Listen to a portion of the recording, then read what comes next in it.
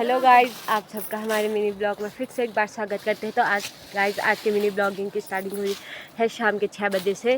तो गाइस अभी हम जा रखे हैं खड़ी काटने और चाची जा रखी है पेड़ पे।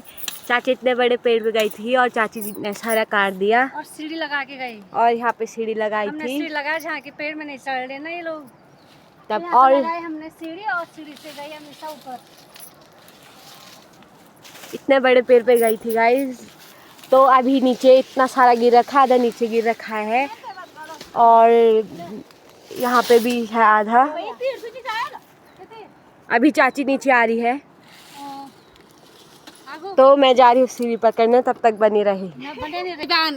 तो गाइस अभी आ रही है चाची नीचे और चाची को डर लग रहा है क्योंकि सीढ़ी हिल रही है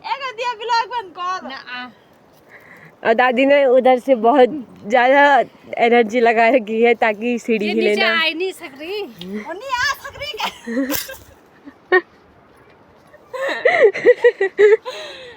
गाइस इधर पता नहीं कौन सी हिंदी लग रही है।